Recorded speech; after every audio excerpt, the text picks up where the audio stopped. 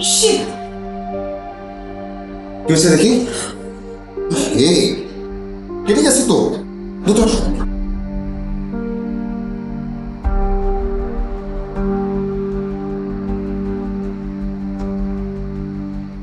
আপনার মতো বীর পুরুষ আমি আর দেখি। শোনো, ছোটবেলা থেকে আমি রক্ত ভয় পাই, আর এদিকে তোমার চিৎকার আর এই আঙুলের রক্ত দেখে আমার মাথা ঘুরিয়ে গিয়েছিল। আমার বীর পুরুষ খুব না? নিজে তো একটা টমেটো কাটতে গিয়ে আঙুল কেটে ফেলো, দিন শেষে আমাকে ব্যান্ডেজ করে দিতে হচ্ছে।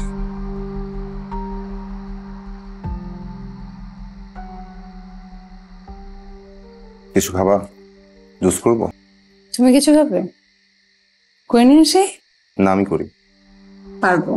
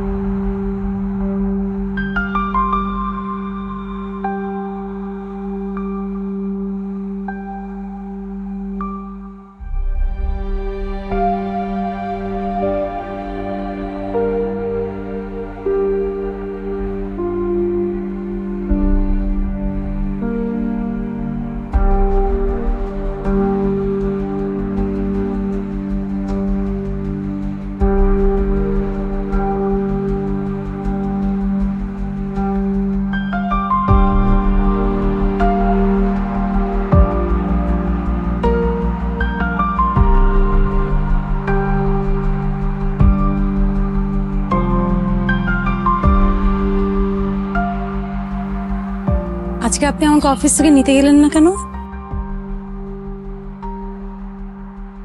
মনে ছিল না। মনে ছিল না নাকি ইচ্ছে করে যাননি? এত কৈফিয়ত তো দিতে পারবো না। বাসার রাস্তা জানো না? অফিস শেষ করে বাসায় চলে আসবে ব্যাস। আচ্ছা, আপনার কি হয়েছে বলেন তো? আমার আবার কি হবে?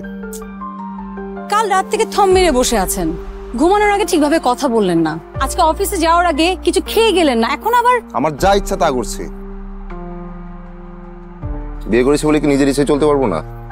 আমি তো সেটা বলছি না, আমি কি বলছি আপনি ঠিক বুঝতে পারছেন তো না? না, পারছি না। আচ্ছা চলুন বাসায় চলুন, আমি বুঝিয়ে বলছি। আর যা বলার এখানে বলো, সমস্যা কি? সব কথা সব জায়গায় বলা যায় না তো। সব কথা বলে ফেলছো, আর এটা বলতে দোষ কি?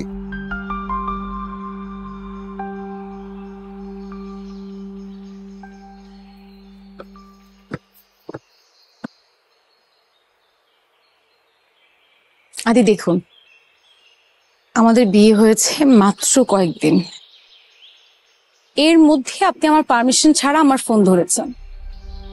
আপনি বুঝতে পারেননি যে ব্যাপারটা আমি বুঝতে পেরেছি, কিন্তু আমি দেখেছি যে মেসেজ সিন হয়েছে। কিন্তু একটা কথা বলেন তো, আপনি কি এটা ঠিক করেছেন? আর তুমি যা করছো সব ঠিক? বিয়ের আগে তোমার একটা রিলেশন ছিল না? তোমার একটা বয়ফ্রেন্ড ছিল, আমার সাথে লোকালে কেন? একটা মাত্র ছবি দেখে আপনি আপনি বলছেন আমার বয়ফ্রেন্ড ছিল? তো ছেলেটা কে? কেন তোমার সাথে তার ছবি আসবে? সেটা আপনি আমাকে একবার জিজ্ঞেস করতে পারতেন। এখন জিজ্ঞেস করলাম, বলো কি সম্পর্ক ছিল? আমার কারোর সাথে কোনো সম্পর্ক ছিল না। হ্যাঁ, একটা মানুষ ছিল যে কিনা আমাকে অন্য চোখে দেখতো, কিন্তু তার মেন্টালিটির কারণে ব্যাপারটা সম্পর্কে যায়নি। আর এটা হয়তো আপনি মেসেজ দেখে বুঝতে পেরেছেন। যাই হোক, এটা তুমি আমাকে আগে বলতে পারতে। আমি তো তোমার কাছে কিছু লুকাইনি। মানুষের সাথে তো আমার কাছে ছিল না, কি বলবো আমি আপনাকে। আর ওর কথা তো আমার মাথায় নেই।